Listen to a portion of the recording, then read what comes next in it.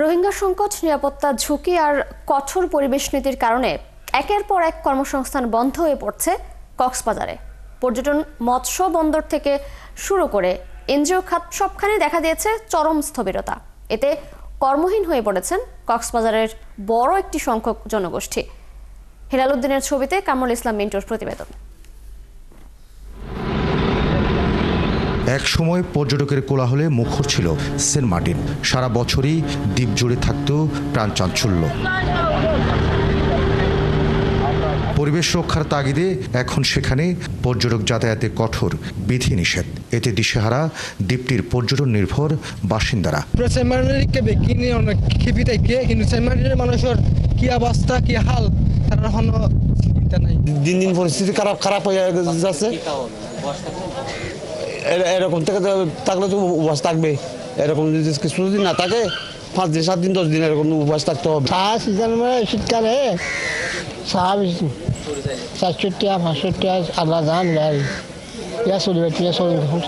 Saint মার্টিনগামী জাহাজ চলাচল বন্ধ, টেকনাফের দমদমিয়া ঘাটেও। এতে কাজ হারিয়েছেন শত শত শ্রমজীবী। এছাড়া অনুপ্রবেশ ও মাদক ঠেকানোর যুক্তিতে নাফ নদীর একাংশে মাছ ধরা নিষিদ্ধ হওয়ার জেরে কর্মহীন 20,000-এর বেশি জেলে। টেকনাফ স্থলবন্দরেও থেমে গেছে আমদানি রপ্তানি। শ্রমিক আর ব্যবসায়ীরা হারিয়েছেন জীবিকার পথ।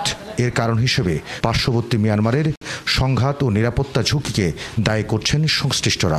আমাদের কিছু মালামাল এখানে পেন্ডিং ছিল, আপনার আলু ছিল প্রায় 14-15 গাড়ি, সেগুলো এখন বর্তমানে পৌঁছে গেছে। এখন আমাদের 10 বস্তাও আলু পাবো কিনা সন্দেহ আছে। 4-5 মাস আগে থেকে আমাদের এখানে কোনো পয়েন্ট থেকে আমাদের কোনো মালামাল আসতেছে না, যার কারণে এখানে আমদানি রপ্তানিকারক এখন প্রচুর ক্ষতির সম্মুখীন। এই 4 মাসের ভিতরে আমরা একদম আবহাওয়া পড়ে গেছি, খুব কষ্টে আছি। এদিকে রোহিঙ্গা শরণার্থীরা আসার পর কক্সবাজারের শিক্ষিত তরুণরা কাজ পেয়েছিলেন বেসরকারি বিভিন্ন উন্নয়ন সংস্থায়।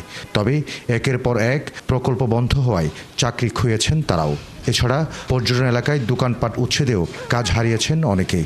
যদি ফান্ড ক্রাইসিস হয়ে থাকে তাহলে এলসি যে স্কুলগুলো আছে বন্ধ থাকুক 1 মাস 2 মাস 3 মাস, রোহিঙ্গাও বেতন নেবে না, আমরাও নেবে না, সবার জন্য সমান। যদি একটা প্রজেক্ট বন্ধ হয় সমানভাবে বন্ধ হোক, শুধুমাত্র 1 মাস 2 মাস এভাবে আমাদেরকে মূলা না ঝুলিয়ে আমি বলবো সবার যদি বন্ধ হয় 4 মাস বন্ধ রাখুক, তারপর ফান্ড আসে সবাইকে একসাথে এখানে নিয়োগ করা হোক। ব্যবসায়ী নেতারা বলছেন রোহিঙ্গা ক্যাম্প, সীমান্ত সমস্যা, পর্যটন নীতিমালা সব মিলেই কক্সবাজারের কর্মক্ষেত্র দিন দিন সংকুচিত হচ্ছে।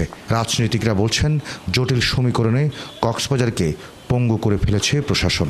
যেহেতু এখনো কোনো ধরনের পলিটিক্যাল স্টেবল গভর্নমেন্ট এখনো আসে নাই, ব্যবসায়ীরা কিন্তু ইনভেস্ট করতে একটু শেকি ফিল করছে। সরকারি পলিসি কোনো পর্যটন বান্ধব না। পর্যটন শিল্প যাতে ডেভেলপ না করে সরকারের পলিসি সেরকম। পর্যটন, বন্দর ও মৎস্য খাতের সংকটে কর্মসংস্থান মারাত্মক ক্ষতিগ্রস্ত হলেও কক্সবাজার প্রশাসনের কাছে নেই নতুন বেকারত্বের কোনো পরিসংখ্যান। মিন্টু, 71, কক্সবাজার।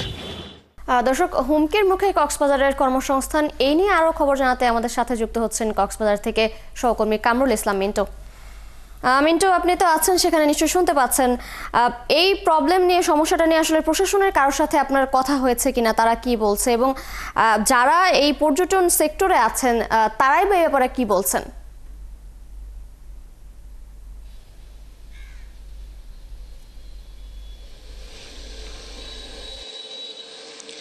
একটু তথ্য দেই, সেটা হচ্ছে কক্সবাজারে 29 লক্ষ মানুষের বসবাস সর্বশেষ 2022 সালে যে আদর্শবারে তার পরিসংখ্যান অনুযায়ী, এবং কক্সবাজারের শিক্ষিতের হার হচ্ছে 71.58%। এই বিপুল জনসংখ্যা মানুষ হচ্ছে মূলত কক্সবাজারে যে লবণ চাষ, চিংড়ি ঘের, তারপর হচ্ছে চাষবাস করে তাদের জীবন জীবিকা এবং মৎস্য আহরণ করে জীবন জীবিকা নির্বাহ করে, বিশেষ করে পর্যটন শিল্পকে ঘিরেই মানুষের বসবাস। আপনি দেখেন এখন বৃষ্টি হচ্ছে, সাগর উত্তাল, তার জন্য বেড়িবাঁধ থেকে পানি ঢুকে হচ্ছে লবণের চাষ থেকে শুরু করে চাষবাসের জায়গা সব নষ্ট হয়ে গেছে। এভাবে করে প্রতি বছরই হয়। শুধুমাত্র কক্সবাজারের বন্দর, টেকনাফের বন্দর, সেন্ট মার্টিন, কক্সবাজার পর্যটন শিল্প এটা নয়, আরও অনেক বেকারত্ব তৈরির উৎপাদন হচ্ছে কিন্তু কক্সবাজারে। সেটা হচ্ছে যে সমস্ত চিংড়ি ঘেরে আছে সেগুলো হচ্ছে বেড়িবাঁধ না থাকার কারণে পানি ঢুকে সাগরের ডুবে যায়। এই পথ থেকে মানুষ, এই জায়গা থেকে মানুষজন এখন সরে আসছে, এবং লবণ চাষ দাম পায় না, তার জন্য লবণ চাষ থেকে মানুষ সরে আসছে। এখানেও বেকারত্ব তৈরি হচ্ছে। পাশাপাশি পাহাড়ি এলাকায় যে সমস্ত মানুষ চাষবাস করে সেখানে হচ্ছে অপহরণ হয়, অপহরণের কারণে অপহরণের ভয়ে সে চাষবাস বন্ধ করে দিয়েছে। অর্থাৎ প্রত্যেকটা জায়গায় কক্সবাজারের এই জায়গাগুলো কিন্তু এখন এই জায়গাগুলো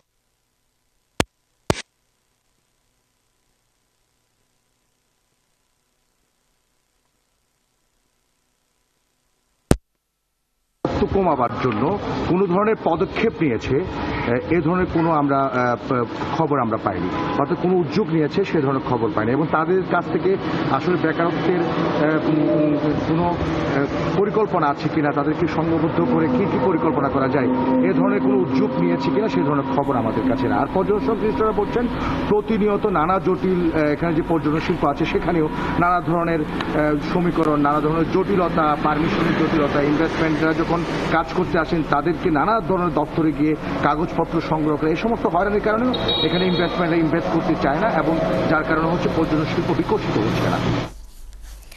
মিন্টু, আপনি আছেন, ধন্যবাদ আপনাকে আমাদের সাথে যুক্ত হবার জন্য। দর্শক, কক্সবাজারের কর্মসংস্থান ঝুঁকির খবরাখবর নিয়ে আমাদের সাথে যুক্ত ছিলেন সহকর্মী কামরুল ইসলাম মিন্টু।